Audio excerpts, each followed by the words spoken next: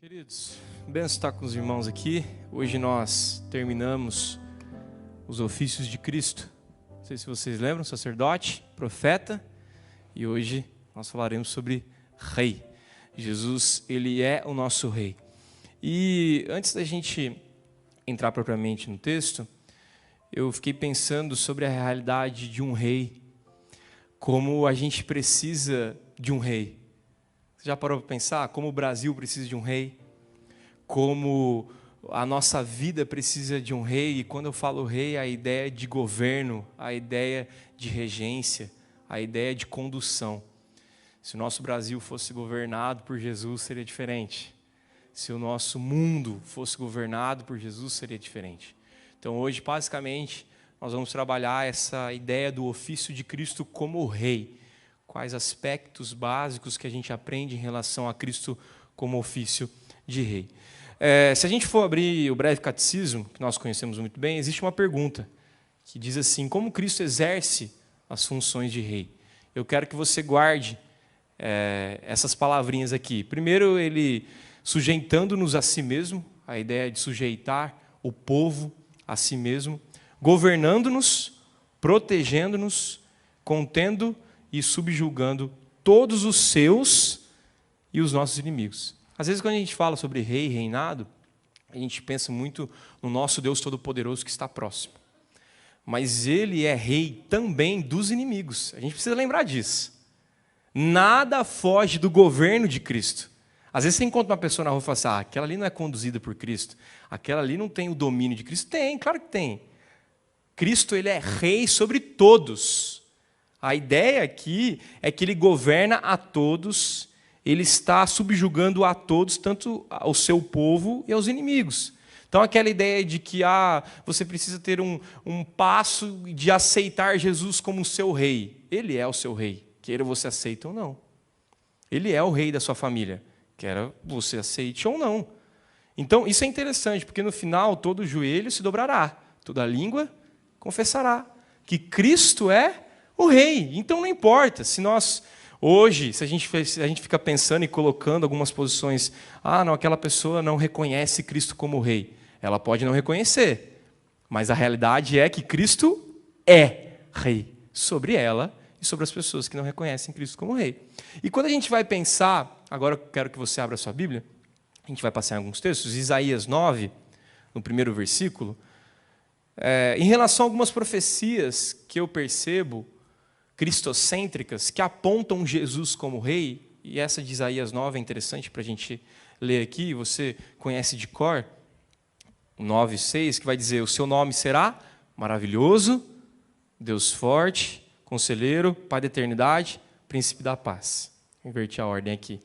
A ideia aqui é que quando as profecias começam a apontar a Jesus, sempre tem uma ideia de regência, sempre tem uma ideia de superioridade, sempre tem uma ideia de condução. Ele é maravilhoso, conselheiro, Deus forte, Pai da eternidade, príncipe da paz. Então, quando a gente aponta, quando você pega o Antigo Testamento, a gente vai ler mais um texto aqui, o Salmo 110, já pode abrir lá, Salmo 110, versículo 2, a ideia sempre trará aqui do Antigo Testamento é que Jesus, ele é o rei que está sobre todos. E isso não acontece só em Mateus. A gente vai ler vários textos de Mateus ainda aqui, que é o grande, famoso texto da ideia de que o reino chegou, porque Mateus traz essa perspectiva do reino. O rei chegou, o reino chegou, e Mateus que trabalha isso. Mas não só em Mateus. Quando você pega desde Gênesis, você percebe um rei que virá, diferente de Davi, que pecou, diferente de outros reis.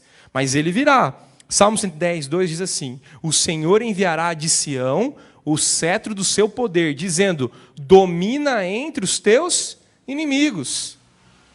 São flashes do Antigo Testamento, onde o povo de Israel tinha uma ideia visando: vai vir, alguém virá. E quando ele vier, as coisas vão acontecer. Então, tem outro texto, Salmo 24, a gente leu aqui, no versículo 8, é interessante que esse Salmo 24, alguns estudiosos colocam ele como a ascensão de Cristo voltando aos céus. No versículo 8 diz assim: quem é o Rei da Glória? O Senhor forte e poderoso, o Senhor poderoso nas batalhas. Todos esses flashes do Antigo Testamento apontam para um único objetivo. Jesus é rei. Ele é rei sobre nós. E toda a Bíblia aponta para esse ofício que vai governar, que vai proteger, que vai conter, que vai subjugar os seus inimigos. Então, eu fico imaginando e trazendo um pouco para perto para a gente, né? Você é filho do rei. Já parou para pensar nisso? Você é filha do rei. Você tem lugar na mesa. É interessante a gente pensar nisso, porque se eu faço parte de um reino e o meu rei é Jesus, eu sou salvo por esse rei vem e morre por nós, quer dizer que eu faço parte desse reinado de Cristo Jesus. O ponto aqui para a gente, desses textos que apontam para Jesus, é basicamente assim: você vive como se fosse do reino de Jesus? Você entende essa realeza de Jesus? Ou quem é o rei da sua vida é você mesmo? Esse é um ponto importante para a gente pensar, porque a sociedade nos empurra para uma realidade de que você é o rei. Você manda, você governa, seja feliz, você conduz, você protege, você comanda tudo e todos. Quando eu aprendo um pouquinho mais sobre o ofício de Cristo como rei, eu descanso e entendo que ele é rei e eu não sou. Um descanso para a minha alma de que quando eu morrer, a minha família vai estar amparada. Sabe por quem? Pelo Rei dos Seis, o Senhor dos Senhores. Esse é o meu descanso quando eu compreendo um pouquinho mais sobre o ofício de rei.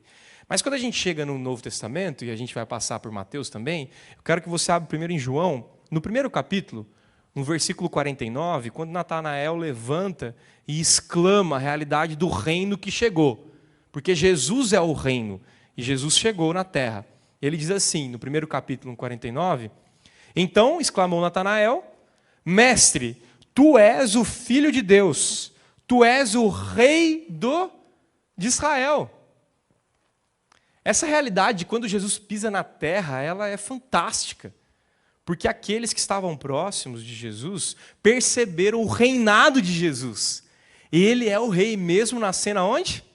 Numa manjedoura. Que rei humilde, que diferença dos nossos reis de hoje em dia, que diferença dos nossos governantes, que diferença das posições da nossa sociedade hoje em dia, onde eu ia imaginar um rei nascendo numa manjedoura? Então, quando há essa posição, não só de Natanael, mas de outros discípulos, dizendo, ele é o rei de Israel, ele é o libertador, ele é o rei que vai mudar a nossa situação, eles estão vivendo a realidade do reino. Nós temos outro texto também, 1 Coríntios 15, 26 e 27, não precisa abrir. Paulo vai dizer, porque todas as coisas sujeitou debaixo dos pés. Não tem nenhuma realidade humana que Cristo não conheça e diga, eu sou o dono. É interessante porque às vezes a gente perde essa realidade e começa a viver como se outras coisas comandassem a nossa vida. Quando eu sou do reino, quando eu faço parte desse reino, eu sou filho do rei, então eu vivo a realidade do meu rei. O meu rei diz que a Bíblia é importante para mim, eu vou dizer com certeza que a Bíblia ela é importante para mim. Então, dizer isso numa sociedade onde você não precisa ter um rei, mas que você deve ser o seu próprio rei, é um pouco conflituoso. Você vai ouvir algumas coisas. Por quê? Por que sua família não faz isso? Porque o meu rei é Cristo. Por que você não faz isso no nosso trabalho aqui? Por que você não desvia verba? Porque o meu rei fala que não é para acontecer isso. E eu vivo a realidade do reino de Jesus. É interessante que por muito tempo, eu já disse isso algumas vezes aqui, de que a realidade do cristão, na década de 70, 80, muitas vezes, e até hoje em dia, é que ele foi salvo, ele está dentro de um ônibus e indo para o céu. E ele vai viver o reino de Deus aonde? No céu. Tudo bem, Jesus disse, o reino dele não é desse mundo, mas as características do reino devem ser vividas aqui, agora. Porque Jesus demonstrou isso quando veio. Milagre, bênção, cuidado, misericórdia, amor, graça, perdão, libertação, renovação, restauração. As realidades do reino começaram quando Jesus pisa na terra. É claro, o reino dele não é deste mundo, mas quando ele chega, ele está dizendo, olha, ele não é deste mundo. A realidade deste mundo não faz parte da realidade de Cristo. Mas quando ele chega, ele fala, olha, eu sou o poderoso rei, que manda em todas as coisas. Quando a gente chega em Mateus 2, no versículo 2, é interessante que os magos também chegam para Jesus, chegam para os pais e perguntam, né, onde está o recém-nascido rei dos judeus? Porque vimos a estrela e viemos para adorá-lo. Gente, que interessante isso, né? Todos em volta de Cristo entenderam ele como rei. Olha, não importa, ele é uma criança, numa manjedoura, mas ele é o rei dos judeus. Ele vai modificar a nossa história. Interessante, essa perspectiva do novo reino. E se a gente entender um pouquinho mais, aí eu quero que você folheie um pouquinho mais para frente, Mateus 6, 33, e eu quero fazer um contraponto nessa nossa conversa hoje aqui, trazendo características do novo reino e características do velho reino. E aí você conduz no seu coração e veja quais as realidades estão mais contundentes no teu coração, o novo reino ou o velho reino. Mateus 6,33 diz assim, buscai, pois, em primeiro lugar, o quê? O seu reino e a sua justiça. E todas essas coisas vos serão acrescentadas. Buscai em primeiro lugar o seu reino e a sua justiça. Para a gente entender a realidade do reino de Cristo, a gente precisa olhar para Mateus. E basicamente, Mateus ele é estruturado nessa ideia de que ele começa no primeiro capítulo até o capítulo 4, uma explanação da pessoa de Jesus. Jesus ele é tão importante que a gente precisa explicar de onde ele vem. Genealogia, nascimento, um pouquinho da infância de Jesus. Então, no primeiro capítulo até o capítulo 4, você vai perceber essa realidade. O rei, o início do reinado de Cristo na terra. Do capítulo 4 até o 16, você tem um proclamar de Mateus do ministério do rei. Então, você quer aprender um pouquinho mais sobre o seu rei e o ministério desse rei? Veja do capítulo 4 até o 16. Você tem cura, você tem pregações, discursos, propagação desse reino. Ele está mostrando, olha, eu aprendi com o meu pai e agora eu estou proclamando o ministério do rei, que sou eu. Agora, no final, no capítulo 16 a 27, você percebe um relatar do sofrimento, da morte e da ressurreição desse rei. Interessante, né? Esse rei morre, mas ele não fica morto. Ele ressurge. Então, ali, a partir do 16 até o 27, você tem essa intensidade da vida do rei. E no final, capítulo 28, você conhece muito bem, o ressurgir do rei.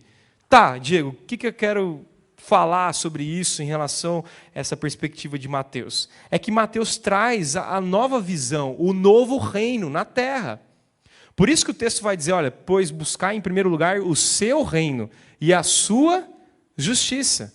Como que eu busco o reino de Cristo, a justiça de Cristo? Vivendo como os discípulos. Vivendo como Mateus. Vivendo como Marcos, como João. Vivendo como aqueles que estavam próximos de Jesus. Vivendo como Mateus, que disse o quê? Explanou a pessoa de Jesus, o ministério de Jesus, o sofrimento de Jesus, a morte, o ressurgir desse rei.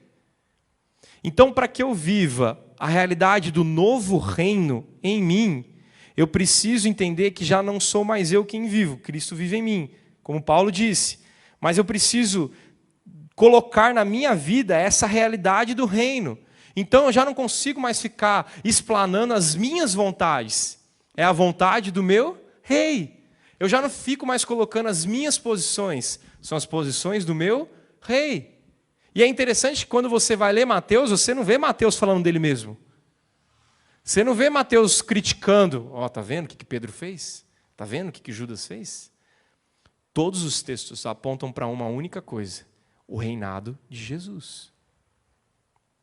Ele é rei sobre todas as coisas. Você crê nisso? Nós precisamos trazer essa realidade do reino para a vivência, para a prática, aonde eu saio dessa igreja e falo, lá fora é o reinado de Jesus, e eu sou um súdito de Jesus, e por isso eu falo o que ele fala, eu faço o que ele faz, eu vivo como ele viveu. E é interessante que ele vai dizer, né? Em primeiro lugar, o seu reino não é daqui, né? O seu reino, a gente precisa buscar primeiro o seu reino e a justiça, e todas essas coisas vos serão acrescentadas. Que todas essas coisas? Está com o texto aberto aí? Mateus 6, 33. No 25, você percebe o que são todas essas coisas.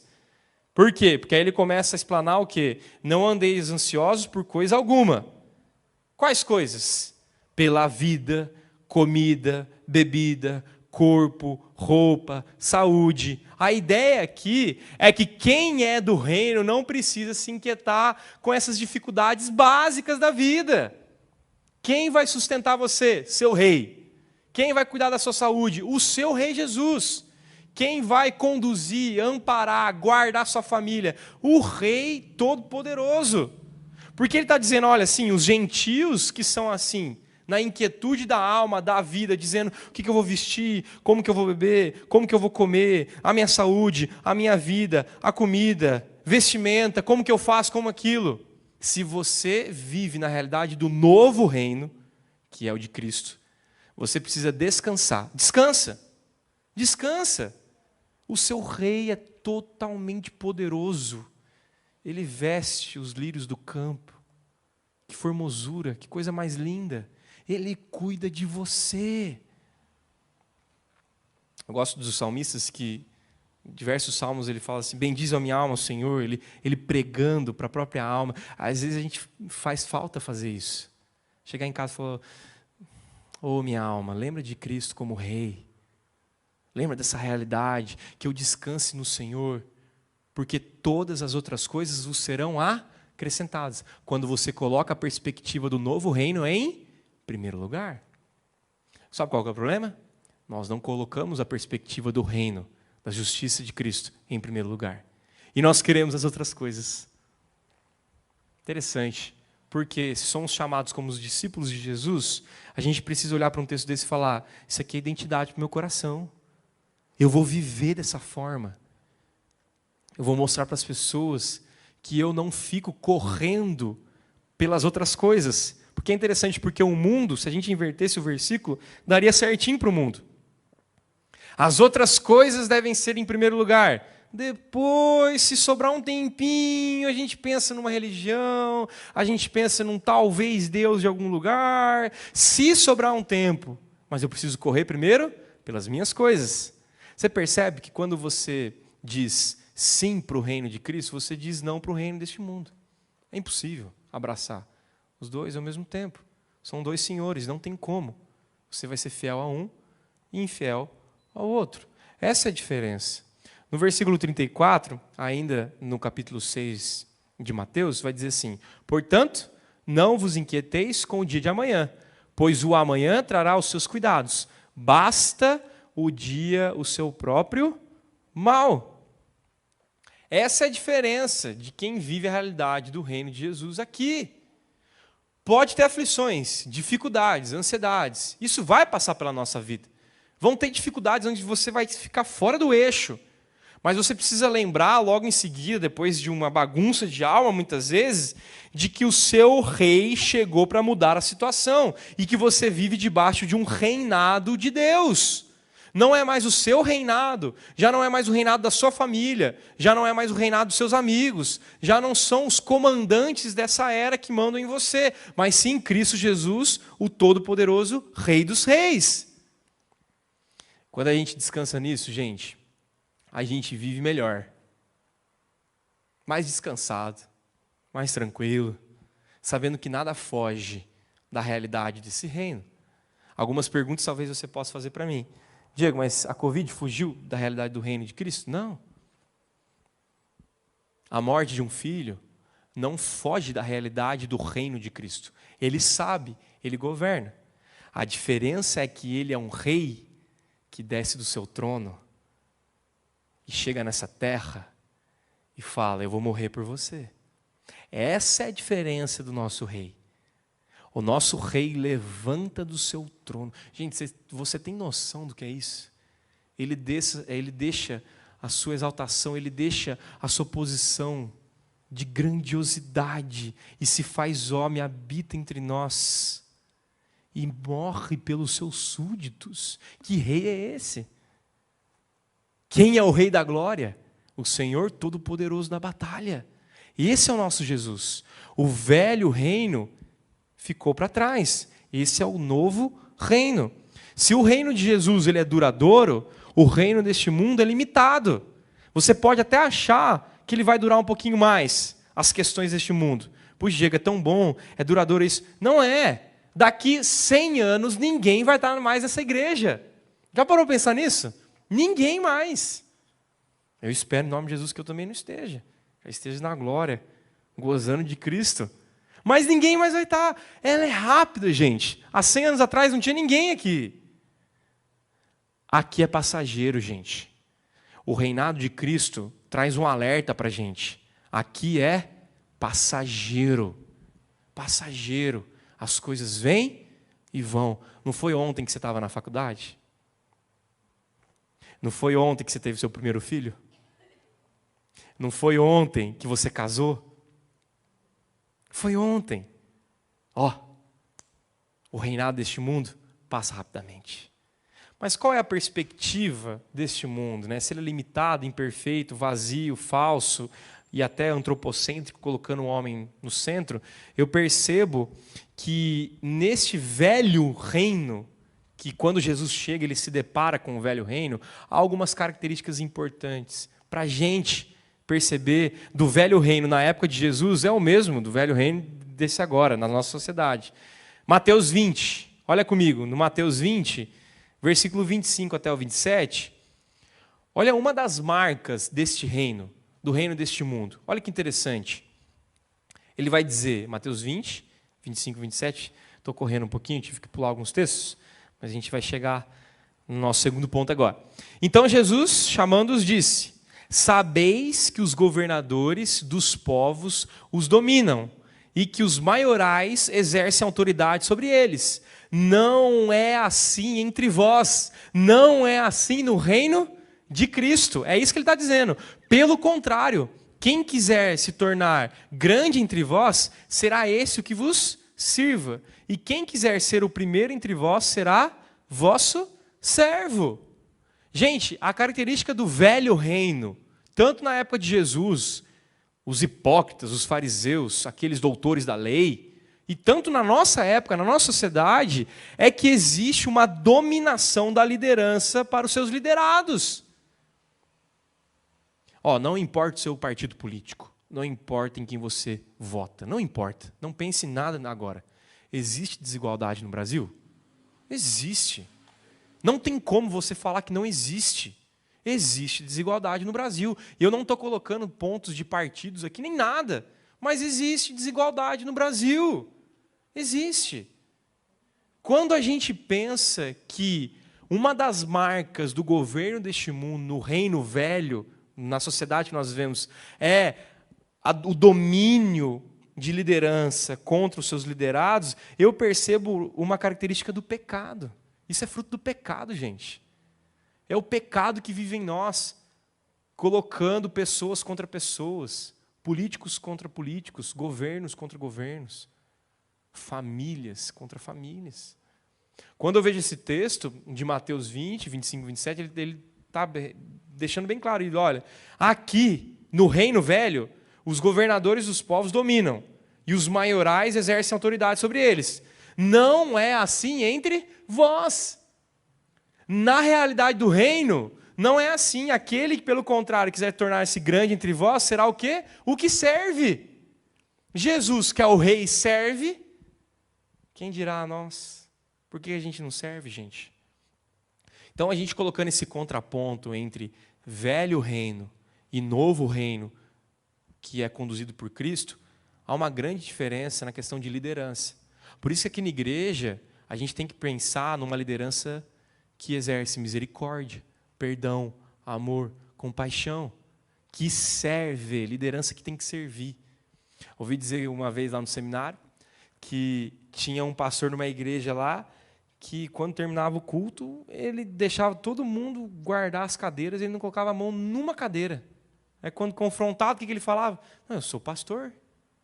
Dá vontade de dar uma surra num cara desse, não dá vontade de dar uma surra? Como assim? Você é o mestre daquela comunidade, o exemplo daquela comunidade. Como pastor, você tem com certeza que colocar a mão na obra. Você foi chamado para servir. O nosso rei serviu. Aí eu encontro esses pastorizados, tudo teólogo, né? Geralmente teólogo que não coloca a mão na massa. Levanta a coisa e fala, não, Diego, não tem como, tô de paletó. Às vezes a desculpa é essa, né? Eu já ouvi essa desculpa já de pastor. Já. O homem vem de paletó, aí por isso que é bom que a nossa igreja já não tem mais paletó. Já dá para a gente servir tranquilo, sem desculpa. E aí coloca a desculpa no paletó. É um absurdo, gente. Nós somos chamados para ter uma marca de serviço. Amor em serviço. Entre vocês não é assim. O reino de Cristo tem marca como serviço. Se a gente não entender isso, a gente começa a vir nessa igreja pensando que tudo vai bem, mas seu coração não faz parte do reino. Jesus lavou os pés. Lembrando que ele lavou os pés dos Judas. Eu falei isso faz pouco tempo aqui. A gente perde um pouquinho da característica da identidade cristã. Outro ponto interessante desse reino, né, do velho reino, é que Mateus 9, dá uma folhada um pouquinho mais para trás, versículo 10 a 12, olha outra característica do velho reino. Mateus 9, 10 a 12 diz assim: E sucedeu que, estando ele em casa, à mesa, muitos publicanos e pecadores vieram e tomaram lugares com Jesus e seus discípulos. Ora, vendo isto, os fariseus do velho reino perguntavam aos discípulos: Por que come vosso mestre com os publicanos e pecadores? Mas Jesus, ouvindo, disse: Os sãos não precisam de médico, e sim os doentes. Outra característica que muda no velho reino, que no velho reino é a ideia da composição do reino. Quem são os do velho reino? Os doutores da lei, os sabichões, aqueles que sabem de tudo, aqueles que gostam de apontar o dedo, aqueles que no meio de um jantar aponta para Jesus e fala: como este come com pecadores e publicanos? Publicanos, Jesus. Essa é a característica do velho reino. Quando Jesus vem, ele choca, porque a característica do novo reino é: eu vim para quem? Para os doentes. Não faz sentido a gente entender um reino, um novo reino, com um rei totalmente poderoso, sem dar jantar, bênção, serviço para quem sofre, para quem é titulado como pecador, como publicano, como sem vergonha. Se a gente não entender essa realidade de Cristo como rei e igreja como o reinado dele, a gente deixa passar essas percepções principais do evangelho, que é o quê? Mudar a composição do reino. Jesus falava com publicano, com pecador, com prostituta, com adúltero, com gente só tranquila, né? Se a gente encontrasse você conversando com essas 5 pessoas aqui hoje em dia, o que ia acontecer, né? Só gente tranquila. Você percebe como há um choque de reino? Quando Jesus chega, ele fala: olha, este reino é diferente do meu. Este reino do mundo não é o meu reino. O meu reino é assim, ó. Aí ele senta com pecadores. Então a composição do novo reino já é diferente. Talvez uma pergunta que você possa fazer é: Diego, mas eu não sou tão assim, então você não faz parte do reino? Porque ele veio para doente. O médico vem para quê? Para doente.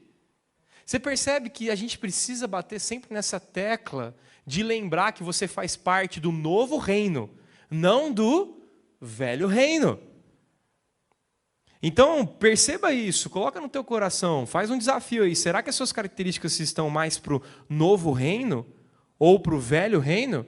Porque o velho reino ia entrar aqui e ia falar: como não é possível? Como que aquela pessoa está na igreja? O velho reino sempre vai apontar e colocar a composição do reino que é dela. Tem que ter realeza, tem que ser bom o suficiente para fazer parte dos fariseus. Tem que ser bom. Agora, no reino de Jesus, tem que ser, sabe o quê? Doente. E dizer: Deus, eu sou doente. Quero fazer parte desse reino. Cura minha alma. Tem outra característica interessante, a gente já caminhando para o final, Mateus 7, 22 e 23, dá uma folheada um pouquinho mais para trás, que é um texto que fala muito ao meu coração e traz até um temor para a minha vida. Mateus 7, 22 e 23, e outras características desse reino, esse velho reino que nós vivemos. Muitos naquele dia hão de dizer-me, Senhor, Senhor, porventura não temos nós profetizado em teu nome, e em teu nome não expelimos demônios, e em teu nome não fizemos muitos milagres? Então lhes direi explicitamente, nunca vos conheci, apartai-vos de mim, os que praticais a iniquidade. Outro ponto desse reino que nós vivemos é que esse reino não tem poder. Ele não tem identidade em Jesus, ele não tem autoridade, é basicamente isso. Jesus está dizendo, olha, vocês que estão achando que são do meu reino, vocês não são, eu nem te conheço, apartai-vos de mim, vocês que vivem em iniquidade. Tem gente falando Senhor, Senhor, Senhor, mas que não tem a realidade do reino de Cristo na vida dele. Fala Senhor, Senhor, Senhor aqui, fala Senhor, Senhor na frente da família, fala Senhor numa formatura, num culto bonito, numa cerimônia, mas a vida não relata uma realidade do reino. Quando eu olho, são as mesmas práticas do velho reino. Gente, se a gente não pontuar isso, a gente começa a viver a realidade do velho reino em nós. E o velho reino é o que Jesus acabou de falar. Eu não vos conheço.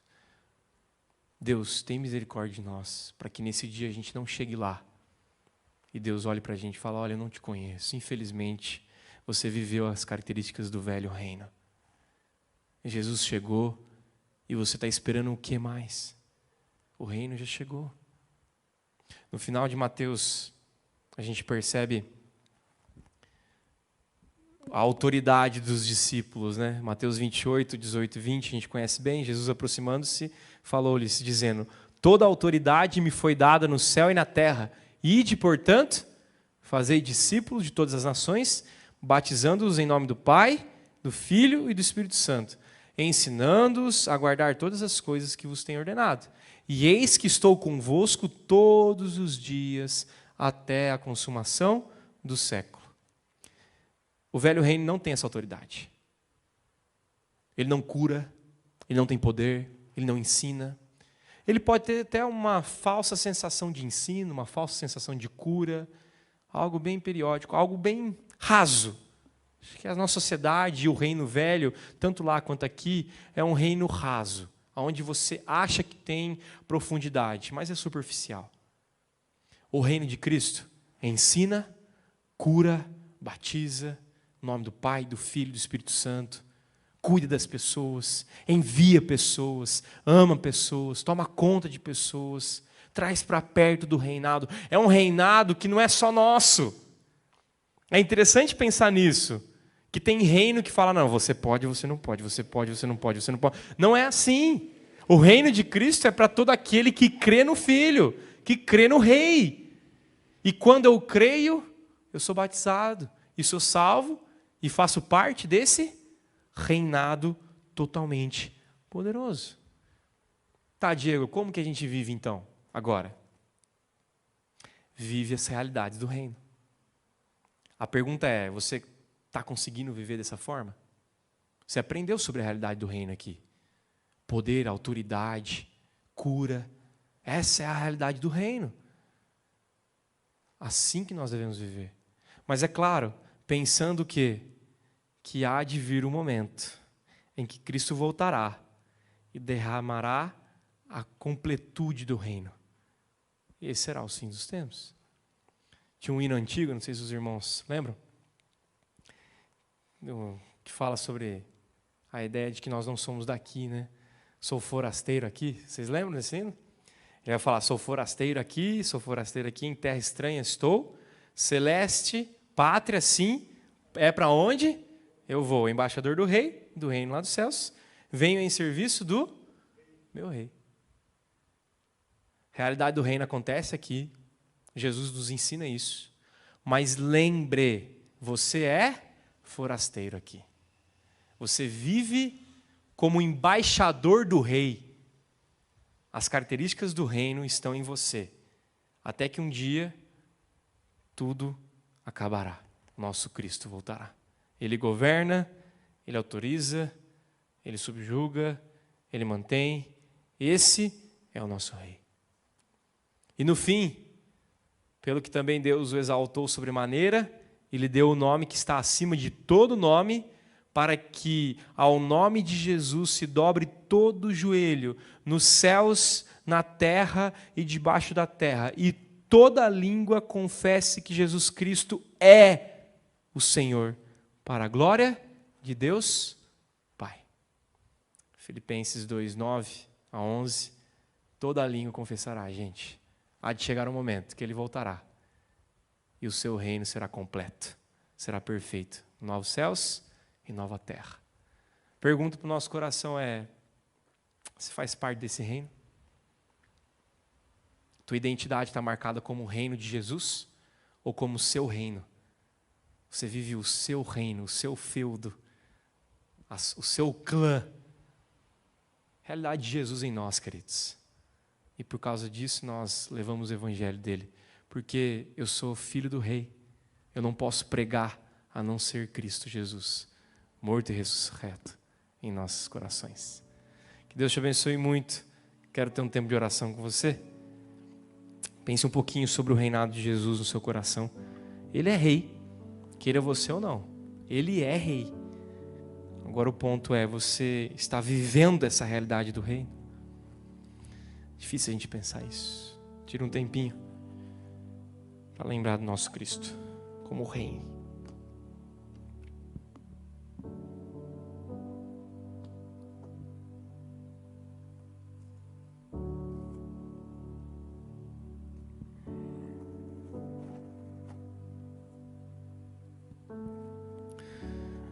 Deus, obrigado, Pai, porque o Senhor enviou o perfeito Rei Jesus. E hoje nós descansamos em Ti, porque esse Rei chegou, fez o seu papel e está ao lado do Pai, advogando as nossas causas, ó Pai. Ó Senhor, obrigado.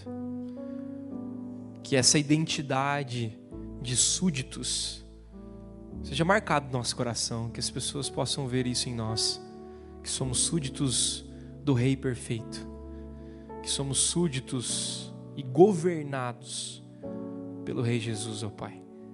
Que as características de Jesus sejam marcadas em nós, ó Pai. O amor, o perdão, a reconciliação, Deus, misericórdia, Pai.